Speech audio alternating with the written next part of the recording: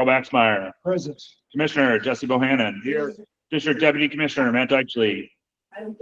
Councilman Dwight Fish. Here by virtual. All right, got you marked virtually. Councilman Doug Graham. Here. Commissioner Carrie Groninger. Present. Councilwoman Kathy Groninger. Here. Mayor Jeff Gross. He had let us know this morning that something had come up. Councilman Tim Harmon. Here. Mayor Bill Jenkins. Here. District Deputy Commissioner Jason Kaiser. Councilman Kenneth Lee. Mayor Gina Lichty. Present. Gotcha. Mayor Robert Listenberger. Here. Mayor James Mueller. Mayor Rob Robertson. Present. Gotcha, March. Councilman Brian Tanner. Here. Councilman Tony Violi. Commissioner Susie Wyrick. And Mayor David Wood. All right, we have a quorum of members present. I know we have a number of folks attending virtually, but we'll only be voting in person today. Okay, thank you, James. First item up on business are the minutes from July 9th. Any questions or comments? Move to approve. Second. Motion and second. Any further questions? If not, all in favor signify by saying aye. Aye. Opposed? Same. Thank you. All right, reports. Chairman's report. I do not have anything to report. James, anything? There's no large report today. We'll cover a few updates during the financials as well as then during the staff update. So I don't have any official report from the chairman. Mayor Wood sends his regards. He is speaking at an AIM event and could not attend today. So he welcomes you to Mishawaka. As do I. So thank you. All right, financial report, Debbie. All right. Good morning, everyone. First, we're going to start off with a budget revision. This is to revise our line item budget for the fiscal year 2025. I know we mentioned throughout the year we would need to do this at the end, so there's just a couple slight revisions. We are going to increase memberships and subscriptions by $5,400. That brings up the total to $19,400. And then we're going to increase legal by $2,100, which brings the total budget up to $35,100. And we will decrease our maintenance and repair line item down to $59,000 to balance that out. Is there any questions? And just to remind folks, because it's always helpful, whether you've been on the board for a while or whether you're a new member, even though MACOG is kind of in that regional and local government kind of aspect, many of you think about your budgets on a calendar year. We are on a state fiscal year. So you might see some of these items at 100%, or that the remaining balance on the overall budget is about $1.5 million, and you might be thinking, wow, that's going to be really tight to get you through to December. Well, this is actually the last financial report of this fiscal year. This is just a cleanup kind of modification to get everything balanced to close out the fiscal year, as this June 30th report ends our fiscal year for fiscal 25. And we're now in fiscal 26. So just as a reminder, this is the end of the fiscal year, not the halfway point. James, can I ask a question? Yep. I may have asked this before. Absolutely. But it would help me at least if, when I look at the comparative statement of expenditures, Yeah. if you put a note at the top, what percentage of the year we're through, Yes. Oh, okay. Yeah, we could look at that. you know. Yeah. That'd be, yeah, like So percentage of year remind you. remaining Well, or for year 33% completed. and we're at 10%, whatever, it would just help me. Sure. So I don't have to. We can look at that. Questions or comments? So does this mean we're ending the fiscal year $1.5 million under budget? That is correct. Yeah. Yeah, you know, a lot of that, when you look at it, not most, but a good percentage of that comes in this space from the rolling stock and vehicles line item. You'll recall that we're a transit agency and we oversee the operations of transit over in Elkhart and Goshen. And so, you know, that's an estimated number of how much when we're buying vehicles, how much that'll cost. And so, I don't want to say we saw cost savings in vehicle purchases because vehicles are extremely expensive nowadays, compared to pre-2020. But we didn't necessarily have to purchase as many or had a little extra cushion there. And so that's where you see a lot of the savings, but lots of small things here or there, salaries and fringe, and you know, a number of those items where we also were under budget. So probably about 89% of the budget. Any other questions? If not, do we have a motion on the budget revisions? So moved. Second. Motion and a second. Any additional questions? Hearing none, all in favor signify by saying aye. Aye. Opposed? Okay, motion carries. All right, with that approved, we'll move on to the June financial report. As we just said, we are at 89% of our annual budget spent. Our cash balance at the end of June was $1,041,758.21.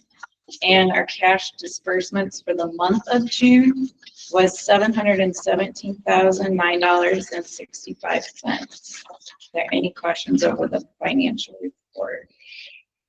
And if not, I'd like to ask for board approval of the June 2025 financial report. So moved. Second. Motion and second. All in favor? Aye. Opposed? Okay. Thank you. All right. Gene, can I ask one question? The electronic strategies, Inc., what is that? Seen that? Here, electronic, yeah, it's not necessarily one that I ever think of as electronic strategies. That's ESRI. That's Esri. It's our GIS platform. Okay. I always think of it as Esri. Every year when we have to sign that check, I always go, who is this vendor? Because when I think of our GIS tools and our enterprise software that we have with them, I think of them as their acronym, which is Esri. But that is the software that we use, and that probably your organizations, Bill Holder and all those folks kind of use for all of the software needs for all of our mapping. So that's Esri. It's just an atypical. You and your acronyms. That's just a company that I feel like should rebrand as their acronym. I feel like everybody just knows them as their acronym at this point. Given that I've paid invoices in the professional world to Esri, I didn't even recognize who that was. All right. Well, thank you. And any other questions? All right. Kathy, anything on the secretary's report? In your packet, you should see the July modifications for your review. And if you have any questions, I'm sure James can answer them for you. Thank you. All right. Any old business? There's no old business stuff. Okay. We'll move into new business. Caitlin? Or others?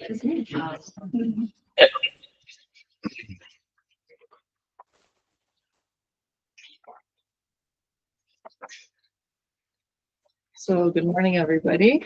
Good morning. Today I'll be presenting Transportation Resolution 27-25 with parts A through H.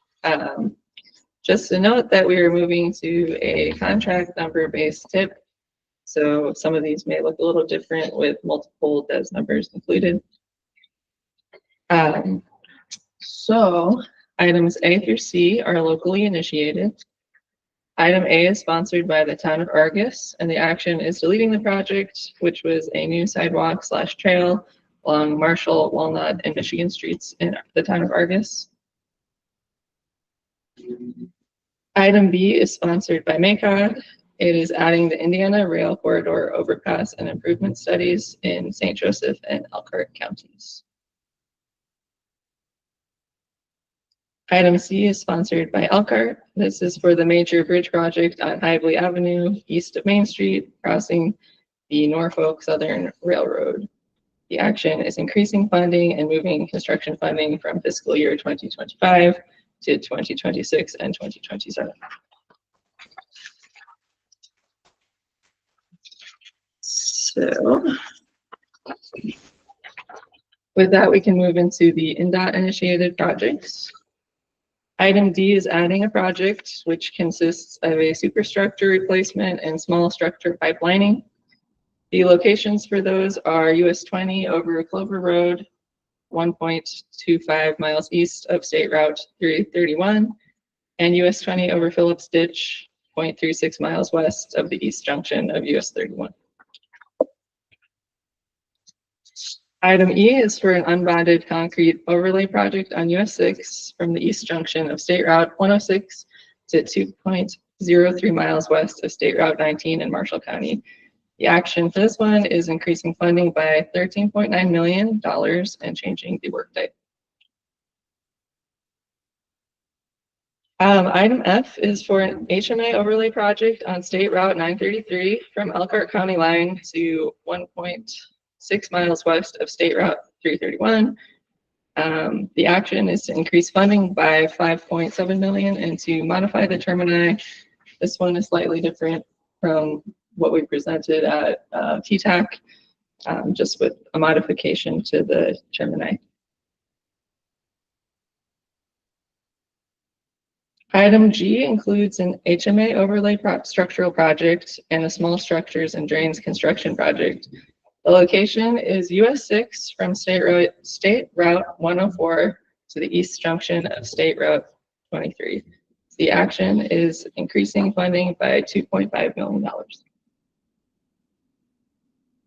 And lastly, item H is for an intersection improvement on US 6 at Dogwood Road. The action is adding the project. Are there any questions? I'm curious, what are you doing at that intersection? You know? Dogwood. No, yeah, I'm just curious. Dogwood, US 6. Yeah. Round. It's an intersection improvement. I believe the construction year was slated for 2031 or 2030. 30, maybe? Yeah. No, it's just- So it's just starting out, in the sense of, yeah, it's a 2030 intersection improvement. So, at this point, I don't think they have a preferred alternative, but we can get with the, district. Yeah, we can get with the district and provide some further follow-up and information for you. I was just curious. 'cause No, I it's go that way. If I can add in, Yeah. MACOG was part of an RSA, a road safety audit at that intersection a couple years back with NDOT. And they hadn't decided exactly what they wanted to do, but at least as of right now, they wanted to add some signage, make things a little bit bigger. And potentially intersection signs on Dogwood to let them know that cross traffic does not stop. So at least that was talked about as Yeah, that was the interim solutions. I don't know what they're looking at for a longer term. you know, solution. they threw out the idea of a roundabout. That was the preferred option, but then again, I mean, It's too it's early. gonna change. Yeah, It's just but we can curious. follow up with the district and get you more information. Well, I was just curious. Yeah. Thought you might know. Were there particular rail systems or intersections for the overpass improvement study in St. Joe and Elkhart County? So for the actual study? Yeah. Yeah, so this is, if Okay. you'll recall, MACOG a little while ago at this point received the railroad crossing elimination grant. That was under the previous administration. As the new administration came in, stuff slows down because you don't have everybody in the same seats anymore. So it takes a while for those grants to move forward. And we didn't have a signed grant agreement or all of those kind of things finalized because of when they had previously announced it.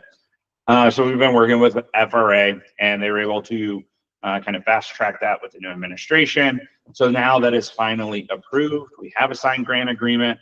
We can go forward with our next step, which is sometimes toward the probably end of August, early September.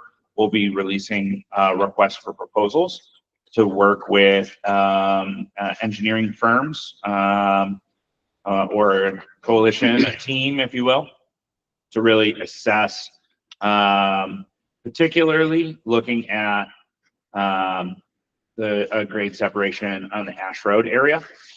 For those not familiar or that don't have the context, just to the east, you can start to see it in Elkhart County. You can just see the tail edge of the Robert Young sorting yard. It's a massive Norfolk Southern classification and sorting yard where those activities all occur in Elkhart County. And then those trains come into and pull out of that and come across heading in or out of Chicago, depending on which direction they're headed. And so this particular area in Osceola sees a massive amount of train traffic. And there's a very large number of movements that happen.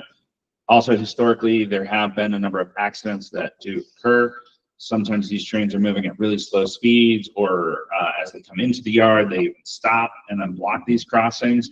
And so people do and have historically done some dangerous movements because they get frustrated with those blocked crossings. And unfortunately, one individual lost their lives a few years back, as well as then there have been a number of other crashes and other fatalities kind of in that area. So we're really trying to figure out what can we do to address safety and improve the kind of potential crossing in this area. If you think about it, Capitol Avenue to the west is the closest location that has an underpass. And then the nearest location to the east is State Road 19, I believe, somewhere in that kind of category.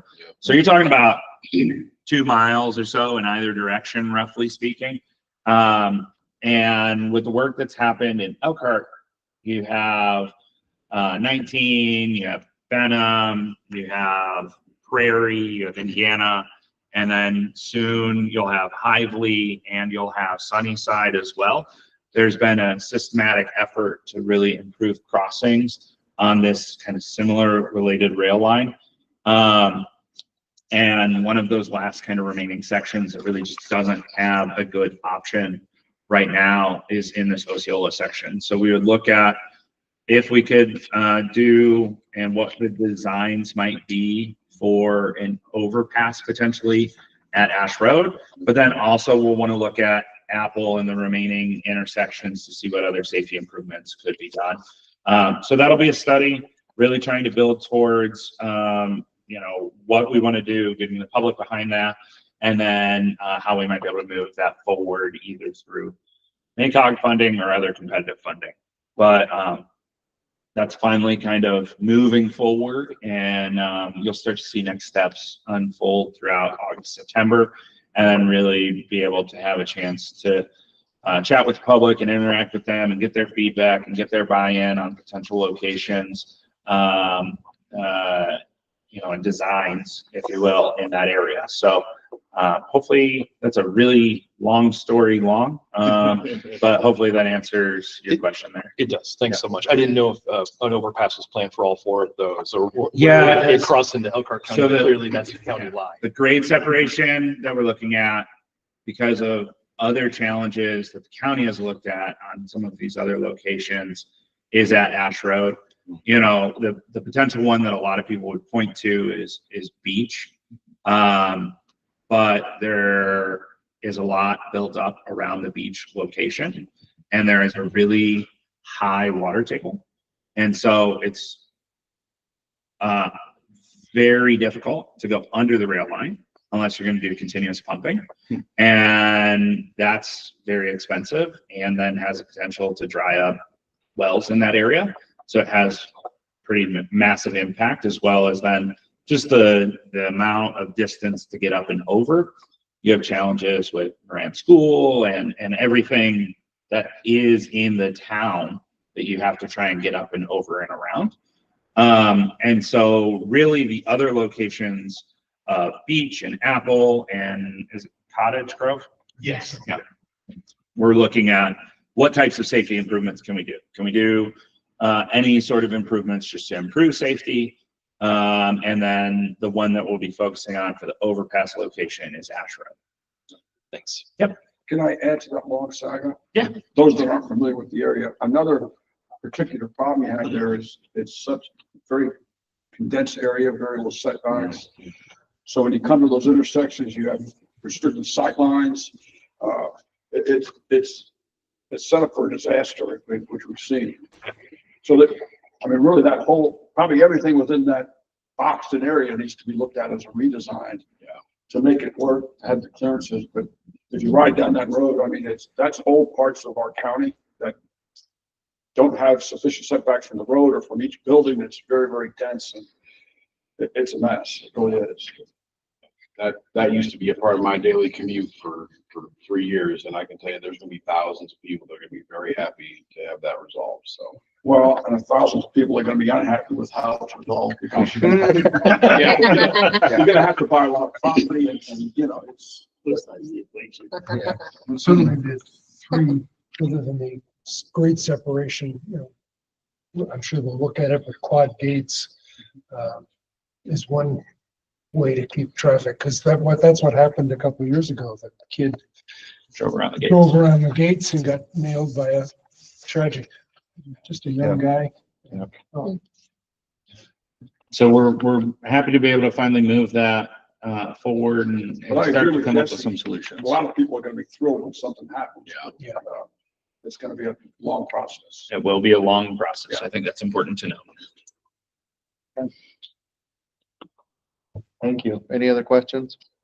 Make a motion to approve the transportation resolution 27-25. Second, Thank you. Any additional questions? If not, all in favor signify by saying aye. Aye. Opposed? Motion carries. Real quick, I want to go Yeah. back. I need to correct the record because you asked me a question about electronic strategies and I messed up my acronyms. ESRI is Environmental Systems Research Institute. So electronic strategies, it was a $159,000 expenditure. This was working with Dell. This was one of their preferred vendors. We were completely updating all of our servers, implementing a hypervisor and virtual machines and all of this. We had not done server work.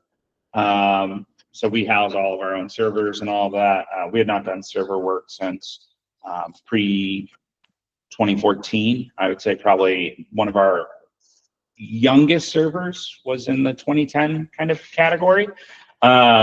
So this helped us purchase 3 servers, additional storage, networking, and then implementing the solution as well. So I wanted to correct that because I incorrectly attributed it to ESRI, which is Environmental Systems Research, and this was Electronic Strategy. So wanted to make sure that I corrected that for you because you'd asked a question. Hopefully that helps answer, but that will let us do a lot more work with our new travel demand model, as well as just keeping our systems more up to date and have more redundancy in our server systems. So did this also help with cybersecurity and some things as well? Yeah, absolutely. So our servers are more under warranty, they're more up to date, latest safety and procedures rather than 2008 R2 system settings and those kind of things. So, yeah. Thank you. Okay. A little update on the Indiana Trails. There is a grant coming out, not quite yet, but coming our way. If anybody needs any help putting together an application, I'm more than happy and available to help. It's in the world of building trails, it's a relatively small grant, but for adding accessories, benches, trailheads, signage, those kinds of things, it would fit pretty well. So if you have something in mind, let me know, or if nothing else, we just kind of like to keep track of who all is applying. But again, more than happy to help if you've got something in mind. I was going to try to do this in a bunch of acronyms, but you can trade either. What's the max award, or what's I believe 500,000. 400,000. Thank you. Yeah, plus the match. Yeah, plus 20% match. Yeah. Has Park and Rec talked to you? Yeah, we're talking with the Syracuse Trail group in the Parks Department. So we had a conversation this week about. What's the max again? Or I'm sorry, the match? 20%. But typically, and correct me if I'm wrong, so typically it's 20%, but I feel like ENR's program, and maybe they've changed this, so correct me, has usually allowed for softer matches than say NDOT programs. NDOT usually is cold hard cash, right? Like 20%, it must be cash. Whereas sometimes with the DNR side of things, they'll accept their match, like volunteer hours. And Force of those work kind of things. and Yeah. as well as land donation. Land donations and can all go of those towards kind that of as well. 80 local, 20 DNR. Other way around. Other way around. Yep, 80% DNR, 20% local.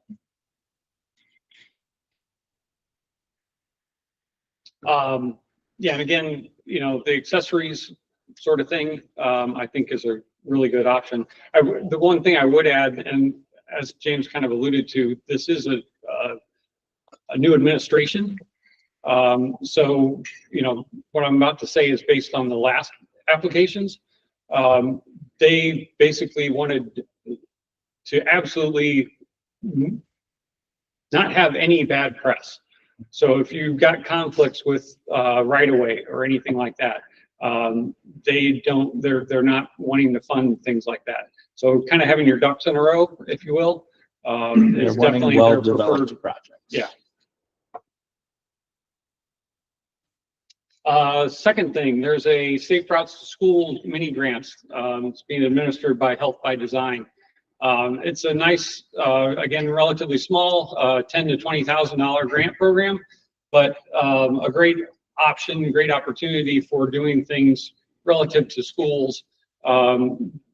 It could be trail related, bike related, or bike or walking, basically getting your kids to school.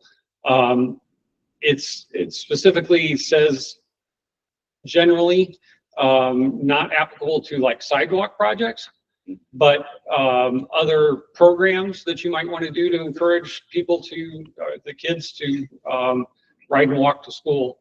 A good opportunity for that. Again, in fact, I've got a phone call with the grant administrator tomorrow to talk about something. So if you have questions or want to kind of spitball ideas, more than happy to help with that. The way that I would always describe this one is, if you recall, many years ago, there used to be a dedicated Safe Routes to School federal program. It allowed you to do capital, but it also allowed you to do some programmatic side of things, the incentivizations that would help really encourage kids to walk or bike to school, or for you to do tracking on it and provide data. While the capital side of things is still eligible, it's no longer a devoted program, but it's eligible under all the other federal programs for the most part. The programmatic side is really what got cut. And so this Help by Design 501c3 really offers this kind of funding that I feel like addresses, hey, how do we help fund some of that programmatic side if we're trying to encourage kids to walk or bike to school? What kind of programs can we put in place to provide that encouragement? So that's how I look at this one. Yeah, I think if you kind of roll it into a bigger package, so that, if you have schools that maybe don't have a good Safe Routes program, then kind of do an assessment as part of this and figure out what you need. But you may already, just kind of walk around the school and notice that you don't have any bike racks. So even if the kids did ride to school, where are they going to park their bike? So kind of, the obvious things that need to be addressed, and then that's part of what you're going to address as part of the application, and then look at the bigger picture as well. Great, thank you. David. I'll take that from you. All right, so who remembers CCMG? Who was all happy that CCMG existed? Well, the good news is that it is back. We all remember from early on in the legislative process through the state that Senate Bill 1 took away the potential funding opportunities for community crossings. We have received a word, and hopefully you have as well, as part of the NDOT mailings, the subscriptions, that CCMG will be back, just not in its previous form. The changes are that it will be capped, the program itself, at $100 million statewide, which limits anybody who applies to up to $1 million. So instead of that 1.5 million that may have been in the past, it's down to 1 million as a cap, and it will only be one time a year. The stipulation this year is they still wanted to have a call, so that will be in October for fiscal year 26. So October 1st through 5 p.m. on the 31st will be the opening to submit for any CCMG projects. None of that has changed. So typically, if you were doing a mill and overlay, that's covered. If you were doing something like you wanted to rehab some ADA ramps, as long as there's a milling component to that road section, that would still apply. But all those things have not changed. It's mainly just the monetary as well as the timing. From then on in fiscal year 27 and forward, it will be down to a July call from July 1st through the 31st. And you will still also need to have an asset management plan submitted by December 1st in order to apply for community crossings, which MACOG has helped many communities. So if you have not helped a community, or if you have not had MACOG help you in the past, we can certainly do so, and we'll continue to do so for the communities that do need it. That, and along with the PASER rating component, we also do that as well. And we're, I think we've done about 10 communities so far this year, with the potential for 6 or 7 more where needed.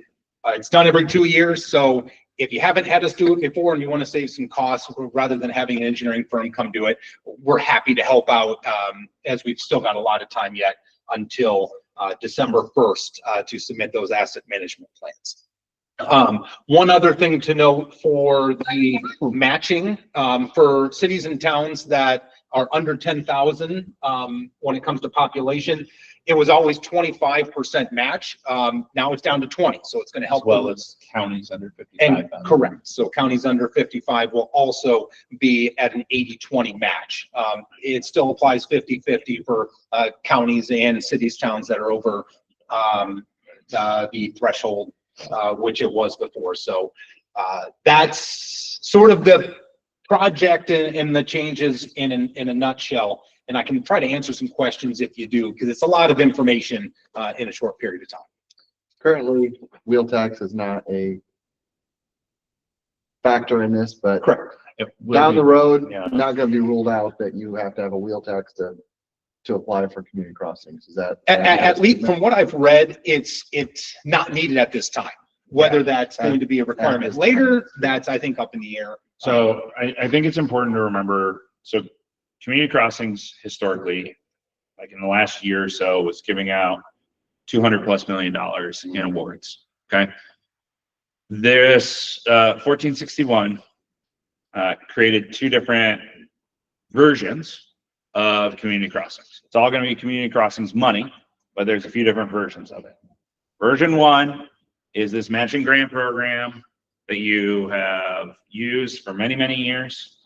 But now that pool of funds, instead of it being 200 million plus, is limited to a cap of 100 million. Okay. So the program is cut roughly in half. Okay. That is going to be the typical, you apply and you seek those competitive funds. All right. Very similar to what you have been doing. As David pointed out, the most important thing for this call, we weren't sure if it was going to happen, right? Because the state was trying to figure out what its financial liabilities and everything were because of how the program is funded. And at the beginning of each calendar year, there are some outlays that they have to make. All right.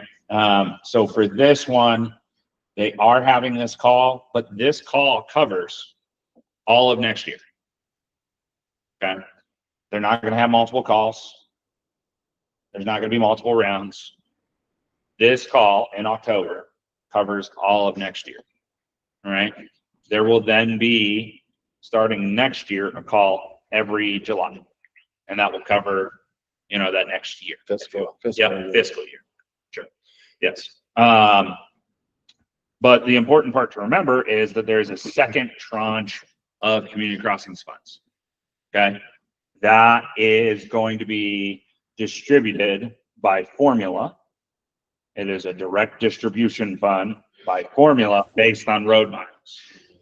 This is where things like wheel tax minimum level and those kind of things start to come in for fiscal 2027, typically. This call is for 26, right?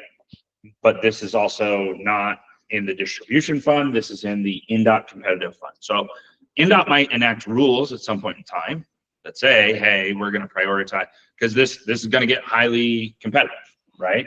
This just went from 200 million down to 100 million. So, you know, it's going to get more competitive.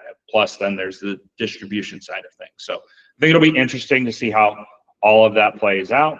But there are then some upsides to, you know, there's the $20 million a year that's going to go towards local tracks, which are like grade separation projects. I feel like that's not necessarily new, but more making some of the previous local tracks projects whole.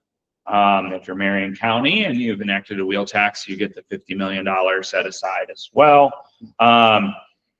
There is the potential that you can lower your 50% MVH restriction to 40% if your unit of local government achieves a 6% PASER average, and a few other things as well. All of this is to say is that community crossing is changing. We're starting to see that change. We'll continue to provide you with more information as it changes.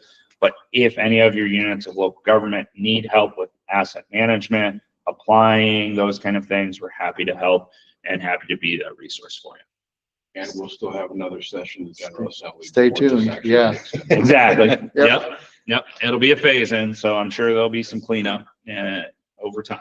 So, James, do you know, I mean, community crossing historically, the last couple of years, the two calls, almost everybody got a puppy to fly. So I know it's going to get more competitive, but they're also reducing how much they're distributing. So I mean, the probability are still pretty high for the communities that are applying. I don't know how many applicants they had prior, how many actually got denied. yeah, I don't know the denial rate. I would say that for our area, especially, you know, our counties and our larger cities, if they're asking for $1.5 million, unless there was a clerical error, like you hadn't closed out your previous old community crossings or forgot to do something, pretty much most of our larger units of governments were still receiving about the $1.5 million larger allocation. You know, we were on pace this year to probably hit $30 million or so for the region in community crossing funds. The first call, our region had gotten about $15 million. So, you know, I don't know what competitiveness looks like. I just know that it will be half the size of the program. So I would harken back and think back to like the first few years of community crossings, because that pool was a lot smaller as it slowly built up. And if you've gotten used to paving at 1.5 million, you're now going back to that 1 million. So I think I don't think it's going to be so competitive that it's not worth applying. I think it's going to absolutely still be worth pursuing. It'll just be interesting to see. I think October will be a good test of, you know, how competitive this is going to be. Yeah.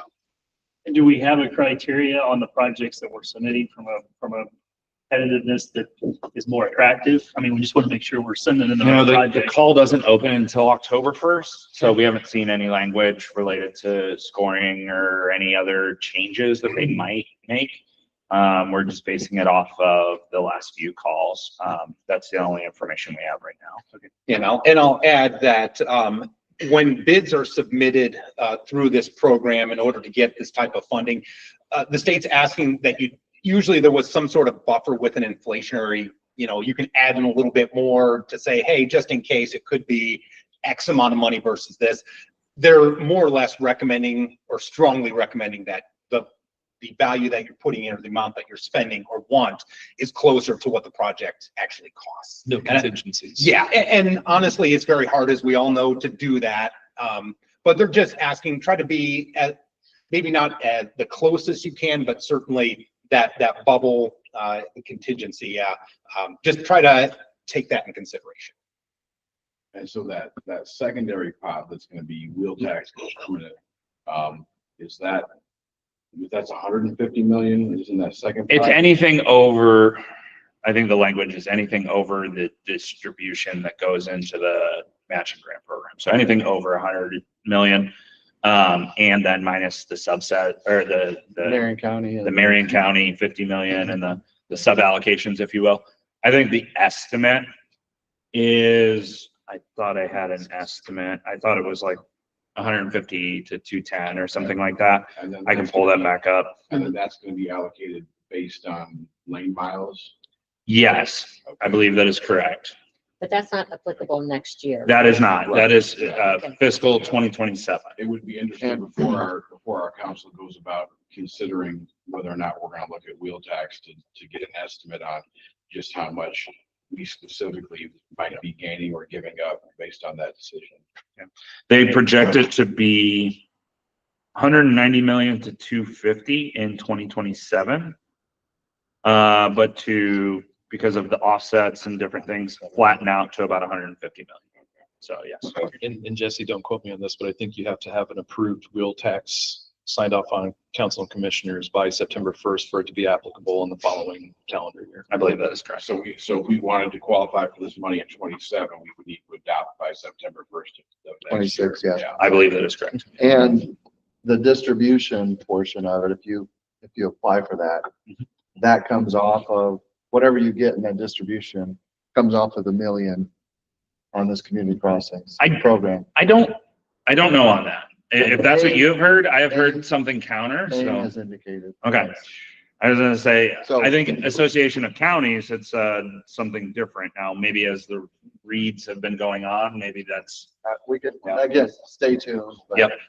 Just be aware, if you do apply for that distribution, it may impact how much you can apply for in the community crossings Oh, really? plan.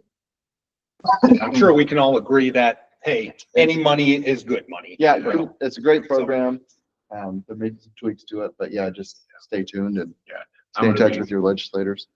Obviously coming from a very, very red county, our people are gonna hate any kind of tax increase. I'm encouraging our council to try to find some way to, yes, if we do the wheel tax, find some other way to give people some money back, because we want to get this grant money, but I don't want to have people feel like we're raising their taxes. It's gonna be tough. And I do know that LTAP and the BMB has been helpful in helping local communities determine how much that wheel tax would generate for your municipality and county, so.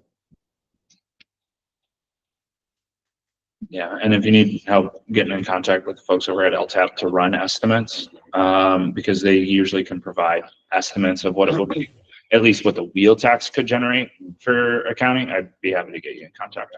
Okay. All right. Thank you. Thank you, guys. Appreciate it. All right. Plans and programs, James. Yeah, Aiden and Gary couldn't be here today because they are doing some travel training at a local nonprofit to help folks learn how to use the transit system. So they had sent their report over to me. But essentially for the last year or so, MACOG has been helping the Kosciuszko area bus service, cabs, plan a new deviated fixed route service in Warsaw.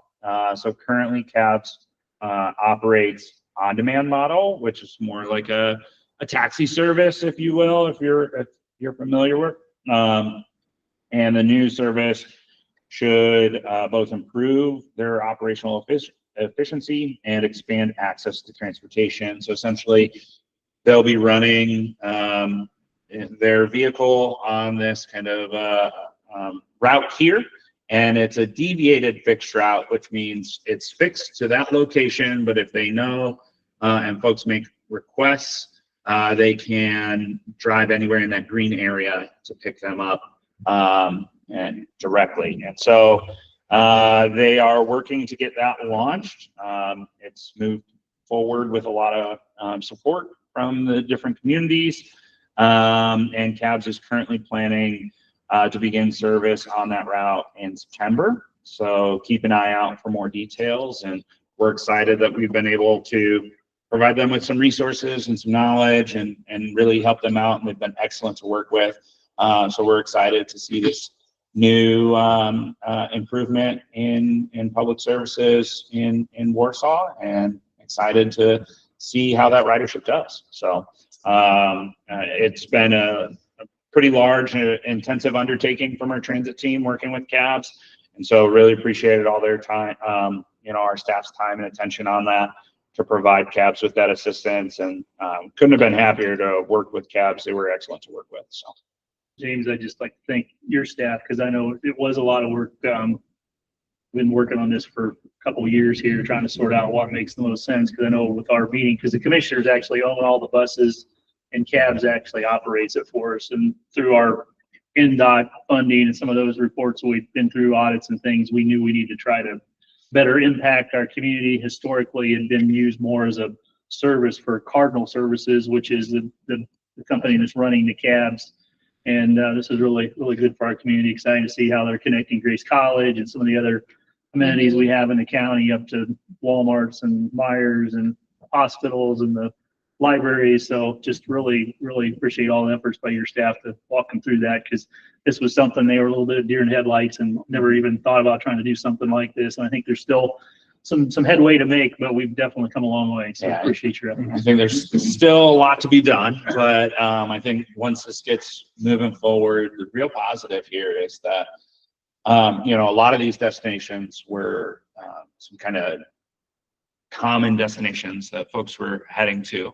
And so by implementing the deviated fixed route, they're still going to have their on-demand services as well. And so hopefully this is able to provide some supplement, add some additional capacity, and hopefully they might be able to reach out further into the county to provide other transportation trips. So I have a question. The red dots, is that stops? yeah, it's like the different stop locations. Yep. Okay. Yeah, and then the blue ones are kind of those the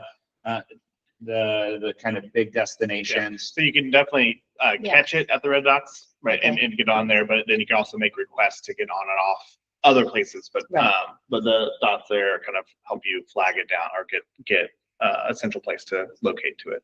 And then Yep. numbers, what does the numbers? Those are the time points, so that when you look at the schedule, Yeah. it'll say like item, stop 1 or stop 2, the Walmart off of 15 up there, right? Like, and it'll tell you what time to expect it. So those are Okay. time points. Mhm. When does Cool. this start? Super cool. Starts in September. Yeah. So That's awesome. It might have a slight detour until Husky Trail Bridge gets completed. yeah. Well, actually, I think the way they designed it, it's I think we avoided.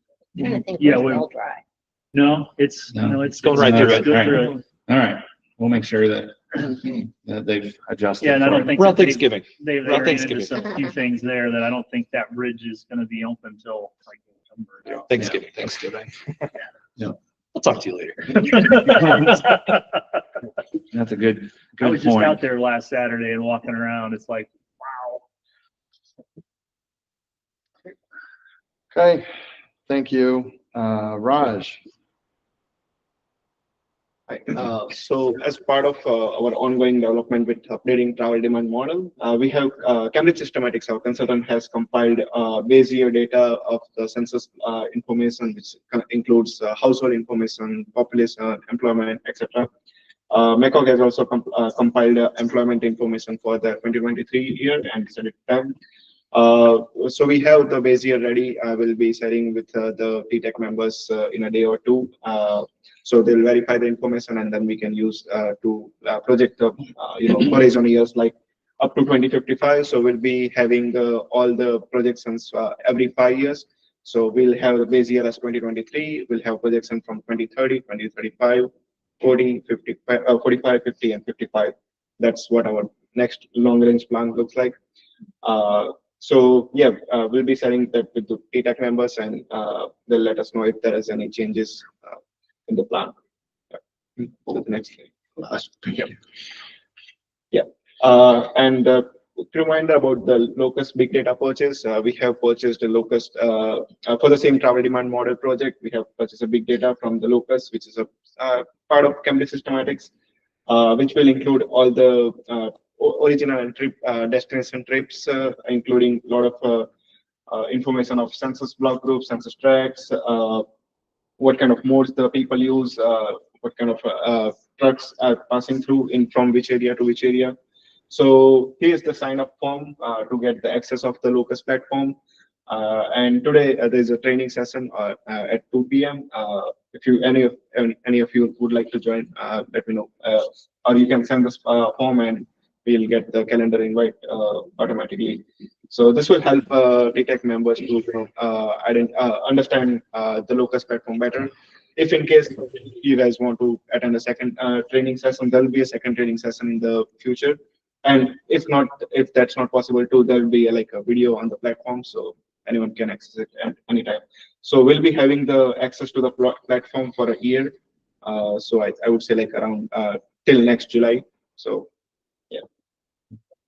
And put this into context, we shared this with all the technical folks at the TTAC, but just to help you conceptualize what this is. So we buy a large data set that helps calibrate our travel demand model.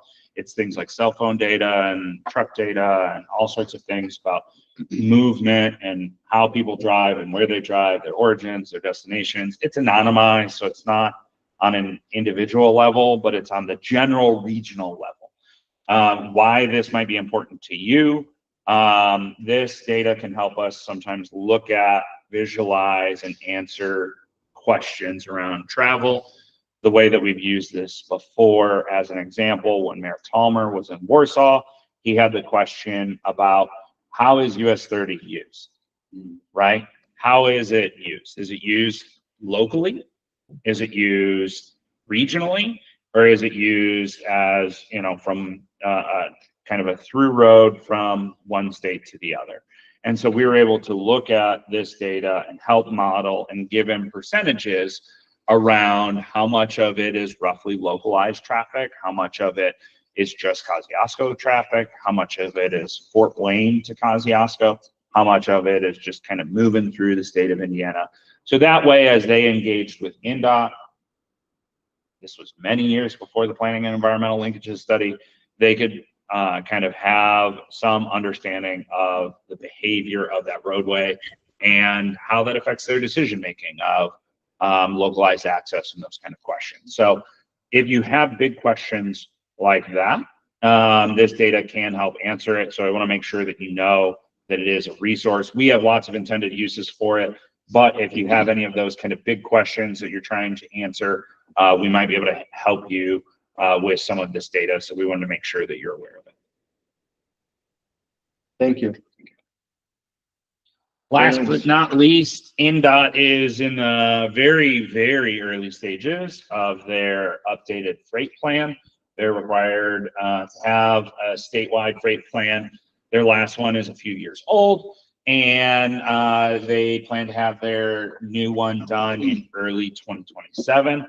One of the very initial first steps that they're looking to do is to have stakeholders fill out the survey, which is just related to goals and objectives, as well as preferred freight corridors. This is one of those very early intro steps.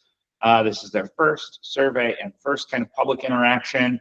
And so it would be good to just kind of continue to pay attention to this as it unfolds. But this is their way of trying to engage with folks who move goods, who are shippers. It closed yesterday? It just closed yesterday. We were making TTAC and others aware. It might still be open. I haven't looked this morning to see if it's still open. They allege it will take you 5 minutes to fill out. I never believe that when a survey tells me it. But yeah, it does look like it might be closed now. But this is going to be the first of many interactions that they have with the public and stakeholders about this plan, and just trying to get your thoughts and feedback. So continue to stay aware of it, and we'll continue to provide updates as this plan moves forward. It's one of a few plans that INDOT's currently working on. Great. Those are all of our staff updates. Great. Thank you. Privilege of the floor. I have one question thing I'd like to ask. I've had some requests from some citizens who talked about the intermodal the bus service in Elkhart Junction. That Amazon facility is now opening. if we could take a look at somehow incorporating that, because there's people that would like to utilize that for their employment. Yeah. A So number of we people have said they could apply for the job, but they didn't have transportation. we got connected to Amazon when they first were building the facility. Right. Megan Irwin, their chief of staff with the city, just reconnected us with the Amazon team. You know, whether or not it'll be the traditional bus service that runs out there. We do also have our van pool program, which might be a more flexible option.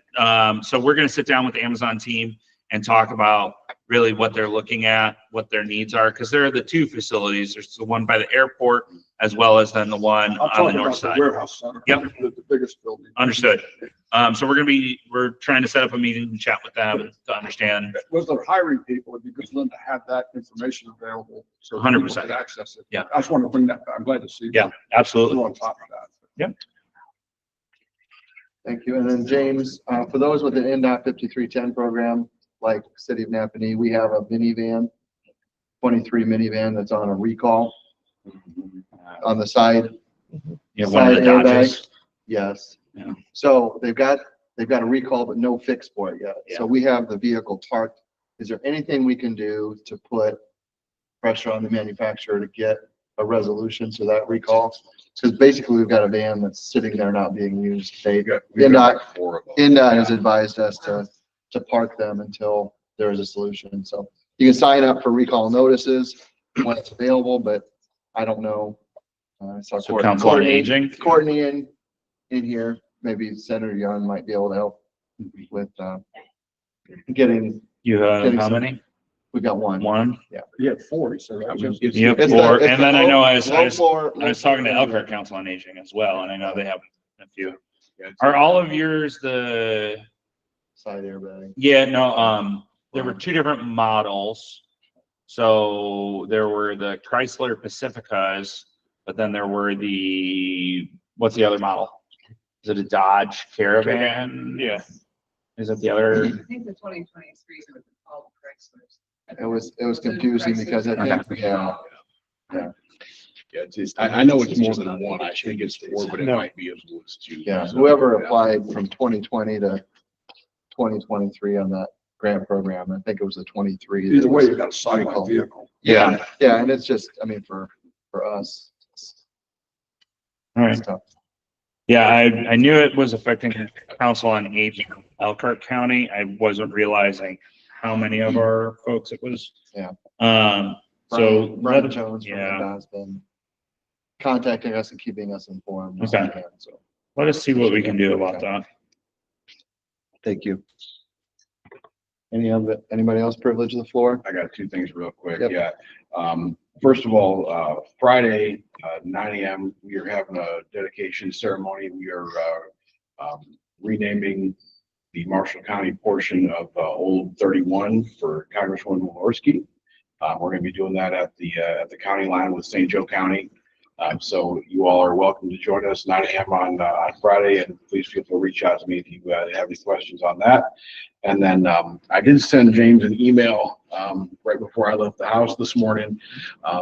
Was looking at some video from Ohio LTAP, and they have done some studies on how to mitigate Amish buggy damage on roads. You know, some of that would pertain to state road stuff. Some of that would even pertain to even our chip and seal applications on the low traffic county roads.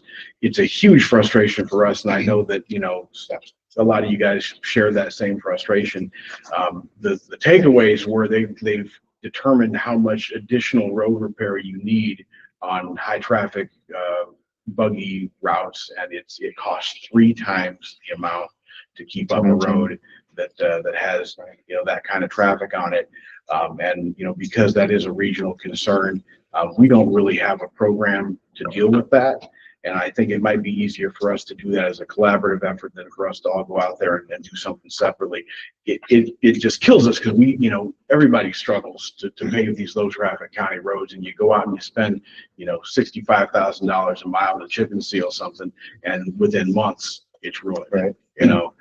So they had suggested some things about alternative materials for paving, and that the easiest thing was providing Different type of composite Yeah. horseshoes Yeah. that would do less damage. You know, it's something that I wonder if we wouldn't be willing to dig into that as a region and see if we can, you know, probably be easier to source materials and, you know, maybe come up with a distribution method, Yeah. you know. I think having that. Jesse, this is Susie Wyrick from Elkhart County, obviously.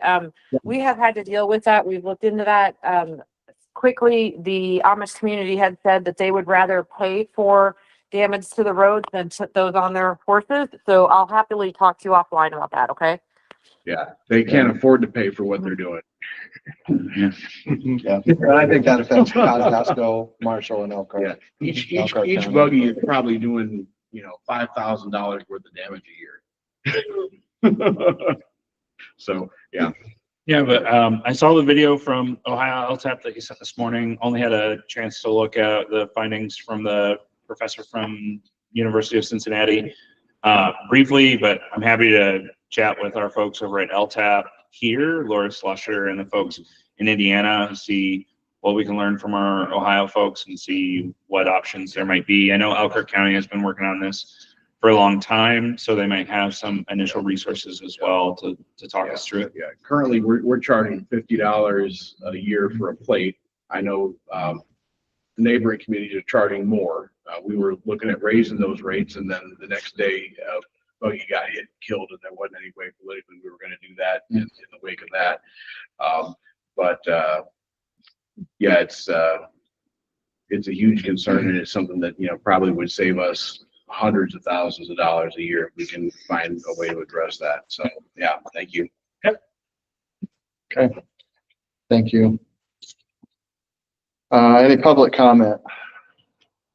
Nothing was submitted online. Okay. Motion adjourned. Second. Motion second, all in favor? Aye. All right, we are adjourned. Thank you, everyone.